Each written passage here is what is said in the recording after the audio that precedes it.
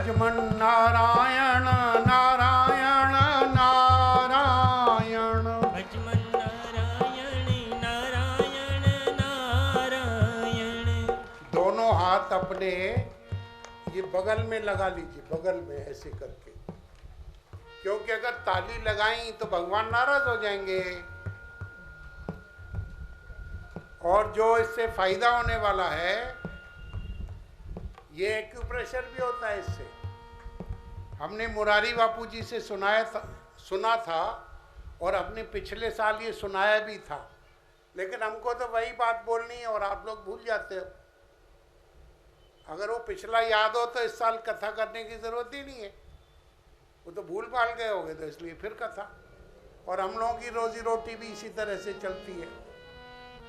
तो उनकी कथा में सुनाया था उन्होंने कि कथा में भगवान का नाम लेते वक्त तालियां बजानी चाहिए। तो कोई मेरे जैसे भी थे वहां, बोले क्यों बजानी चाहिए, और जो नहीं बजाते तो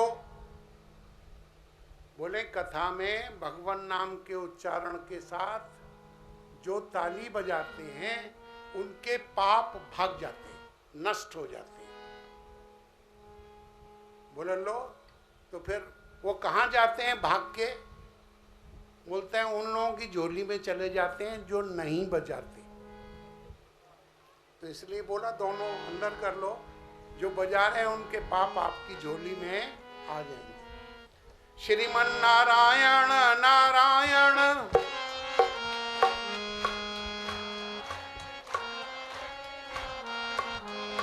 भजमन नारायण नारायण नारायण, भजमन नारायण नारायण नारायण। कलयुग केवल नाम आधारा, एक नाम ही सहारा है। सुमिर सुमिर नर उतर ही पारा। नारी तो नहीं ना, कि नारी भी उतर जाएंगी। नर माने जिसने शरीर को धारण कर रखा है, स्त्री पुरुष से मतलब नहीं है। प्रेम से, भाव से, ये सबसे बढ़िया समय होता है कथा में भगवान नाम का उच्चारण करना। भजमन नारायण नारायण, श्रीमन नारायण नारायण नारायण, श्रीमन नारायण नारायण नारायण, भजमन नारायण नारायण नारायण, श्रीमन नारायण नारायण नारायण।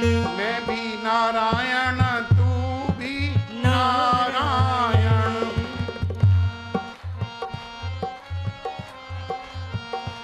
मैं भी नारायण तू भी नारायण।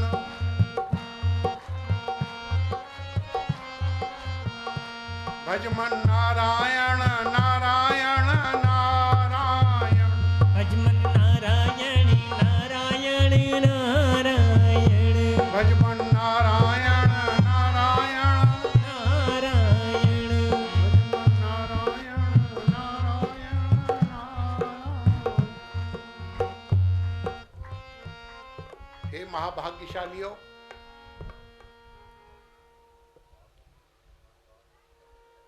इस परम पवित्र पितृ पक्ष में हम परमात्मा की असीम अनुकंपा से उनके, जिसमें भक्तों के चरित्र गान किए गए हैं, जिनके श्रवण मात्र से मुक्ति हो जाती है, ऐसी परमहंसों की प्रिय संहिता का रसास्वादन करने का आशीर्वाद प्राप्त करके हम यहाँ बैठे हैं। आपके सौभाग्य की हम क्या प्रशंसा करें। आज आपने कल महात्म्य सुना था, आज आपने अधिकारी निर्णय के बारे में सुना होगा। जैसे किसी को एमएससी में दाखिला लेना हो, एमकॉम में दाखिला लेना हो, तो बीएससी होना चाहिए। भगवान कुछ ग्रेस मार्क भी देते हैं। भगवान कहते हैं कि तू पापियों से भी महापापी हो, बस मेरी शरण में आ जा। तू एक कदम मेरी तरफ चल, एक कदम, 2 कदम तू मेरी तरफ चल, मैं 1000 कदम बढ़कर तुझको अपने सीने से लगा लूंगा। ये भगवान का कथन है, प्रामाणिक है।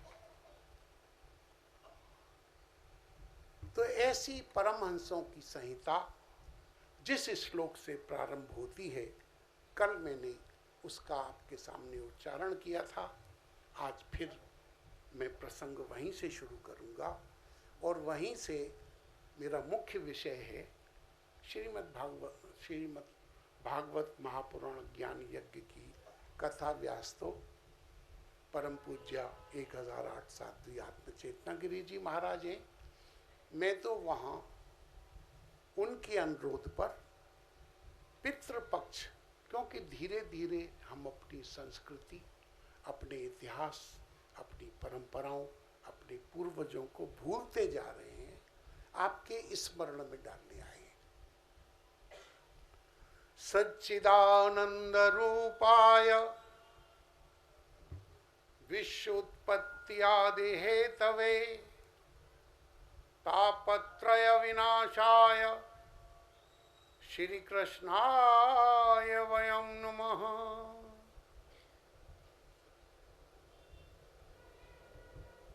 सत चित आनंद जिनका स्वरूप है, जो स्वरूप से कैसे हैं, सत, सत माने सर्वाधिष्ठान, सभी की अधिष्ठान।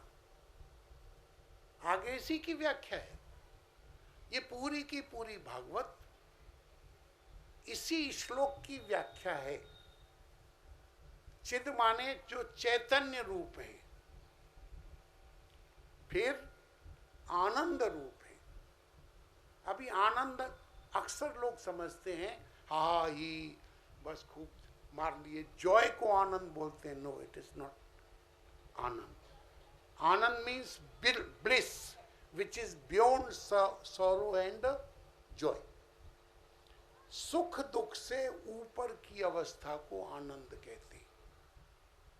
स्वरूप से परमात्मा में, स्वरूप से आनंद है, वहां न दुख है न वहां सुख है। सच्चिदानंद रूपाय, और आगे बोलते हैं कि क्या है, विश्व उत्पत्ति आदि हेतवे।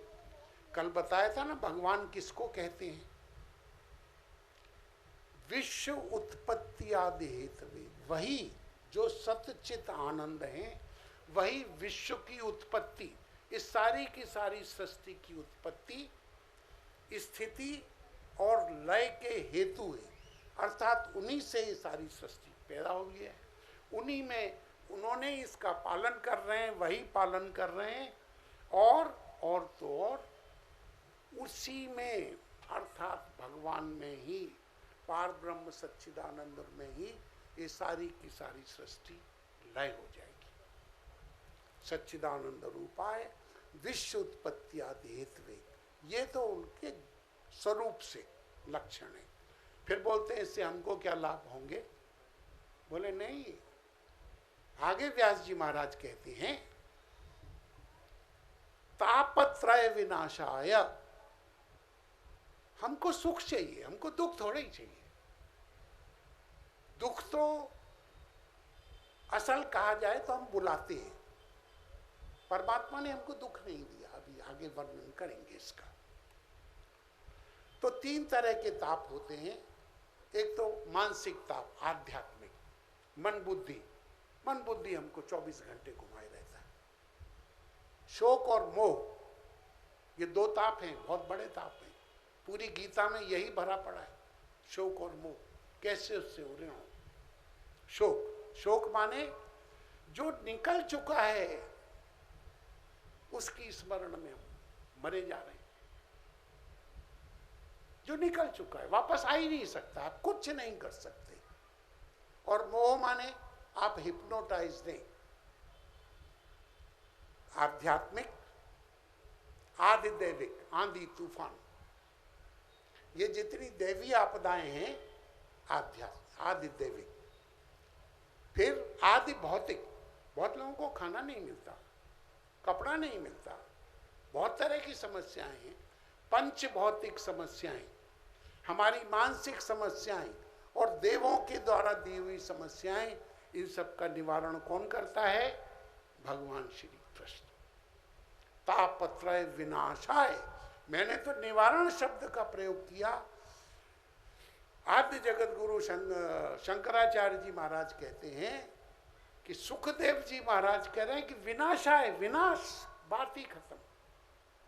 ऐसे तापत्रय विनाशाय, ऐसे भगवान श्री कृष्ण को मैं नमस्कार करता हूँ, नमन करता हूँ। ये श्लोक का अर्थ है। और आप भागवत सुनेंगे तो सब कुछ यही व्याख्या है, बहुत सूक्ष्म में कहा है। एक और आपको बात याद दिला दूं, हमारे ऋषि मुनि, वो उनकी दृष्टि बहुत महान है। उन्होंने कहा है सत्यम परम धीमहि। क्या कहा है? हम क्या करते हैं? सत्य को प्रणाम करते हैं।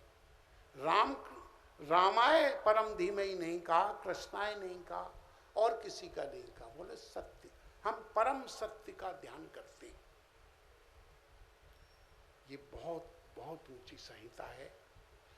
इसको तो लोगों ने ताली पीटने में, और कल भी मैंने कहा था कि बस मनोरंजन में निकाल दिया है, जबकि जीवन के हमारे अनेकों अनेक जन्मों के जो पाप हैं उसको क्षण में नाश कर सकती है। कल मैंने कहा था, वही इसी तरह से कहा था कि भगवान कौन है। जैसे अभी आपने सुना, भगवान वो हैं जिन्होंने सारी सृष्टि को बनाया है, जिनमें सारी सृष्टि है।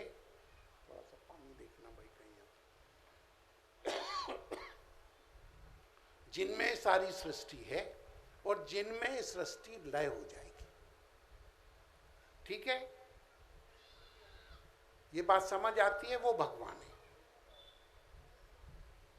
अब हम कौन है? हम कौन है? हम भगवान के ही बनाए हुए हैं। अभी अभी आपको मैंने सुनाया था, भज मन नारायण। नारायण, नारायण कौन है? ईशावास्यमिदं सर्वम यत् किंचित् जगत्याम जगत तेन त्यक्तेन भुंजीता माग्रद कस्विदम धनम। ये सारे का सारा जगत ईश्वर से आच्छादित है। ईश्वर से आच्छादित नहीं, ईश्वर ही है। हम भूले हुए हैं। अभी रास्ते में मुझे जो लोग सज्जन लाए, मैं उनसे चर्चा कर रहा था, हम लोगों ने अपने ऋषियों के इतिहास को पढ़ा ही नहीं, हम जानते ही नहीं।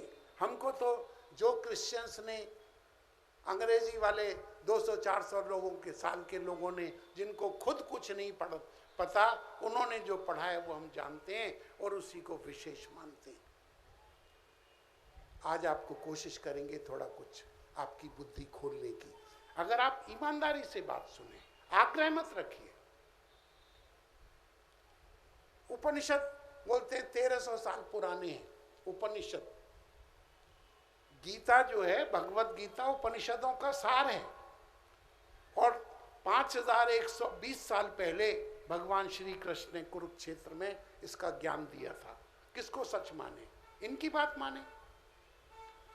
गीता उपनिषदों का सार है, अर्थात उपनिषद पहले भी थे। तो ये हम भ्रम में जी रहे हैं, अज्ञान में जी रहे हैं, उसी को मानते हैं। आज लोग बोलते हैं हम भाई क्यों करें, हमको क्या ज़रूरत है, टाइम ही नहीं है। ये सब पंडितों का, सन्यासियों का, बाबाओं का ये सब खेल है। काय के पितर वितर, कोई पितर नहीं होते। कौन जानता है मरने के बाद क्या होगा? ठीक बात है, तुम नहीं जानते, हम जानते हैं मरने के बाद क्या होता है। तुम्हारा जन्म हुआ है, तुम टपके नहीं हो, माँ बाप के माध्यम से आए हो। माँ बाप भी अपने माँ बाप के माध्यम से आए थे। आपको कल मैंने इसके ऊपर विस्तार से चर्चा की थी।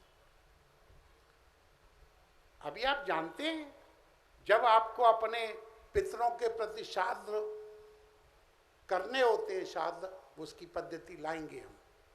7 पीढ़ी आपको पता होनी चाहिए आपकी कौन सी है, उनके गोत्र गिने जाते हैं। आपको अपने दादा का ही नाम बहुत किसी को बहुत मालूम होगा। लोग बोलते हैं आजकल गोत्र वोत्र कुछ नहीं होते जी, बस शादी कर लो तो पशु कुत्ते बिल्लियों के कौन से गोत्र देख के शादी होती है। 6 महीने बाद तो कुत्ता भूल ही जाता है कि मेरी माँ थी। 3 महीने बाद सुअर भूल जाता है कि मेरी माँ थी। मनुष्य के लिए बहुत कुछ दिया है ऋषियों ने। तो जिसने सारी दुनिया बनाई है उसी ने ब्रह्मा विष्णु महेश भी बनाए हैं। ध्यान से सुनना, जिसने दुनिया सृष्टि बनाई उसी ने ब्रह्मा बनाए, उन्होंने विष्णु बनाए, उन्होंने महेश बनाए। ब्रह्मा जी ने ये सारी सृष्टि रची है। हम लोगों के दिन में कितने 12 घंटे होते हैं और 1 घंटे में 60 मिनट होते हैं। गलत हो तो बता देना, क्योंकि अब बुढ़ापा आ चुका है, पढ़े वढ़े तो हम वैसे भी कहीं नहीं पाए, बस ऐसे ही अपना काम चल रहा है। और 1 मिनट में 60 सेकंड होते हैं। पूछता तो मैं आपसे, लेकिन मुझे विषय बहुत लंबा है तो थोड़ा सा होते हैं ना। मनुष्य के एक दिन में 12 घंटे होते हैं और 1 घंटे में 60 मिनट होते हैं।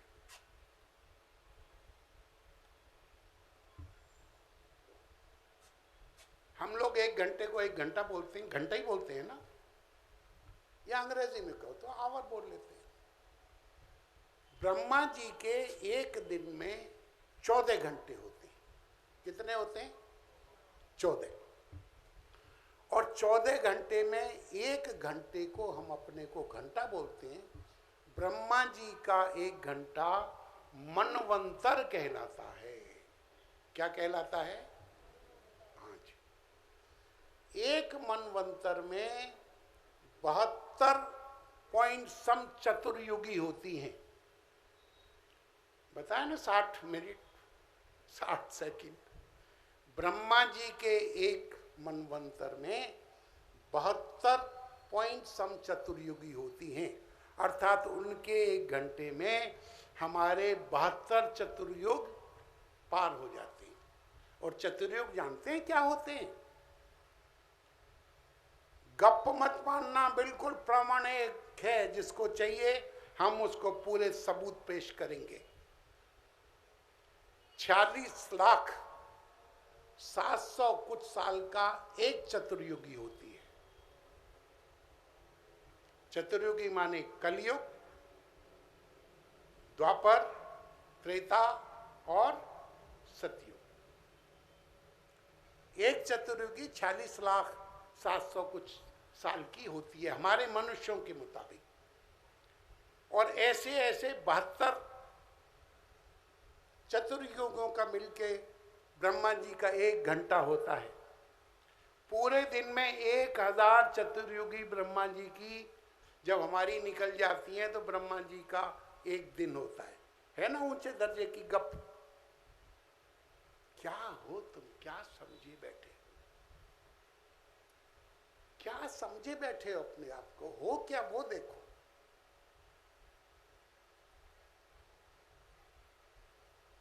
एक जिनकी देवी देवताओं की आप पूजा करते हो ना, सप्तऋषि, हर एक मनवंतर के सप्तऋषि अलग होते हैं। ये पोस्ट है।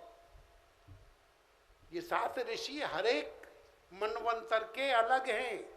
इंद्र हर एक मनवंतर का अलग है। ये जितने अधिकारी उसके होते हैं सब ये एक मनवंतर के लिए होते हैं। देवता अलग होते हैं, एक मनवंतर के बाद ये रिटायर हो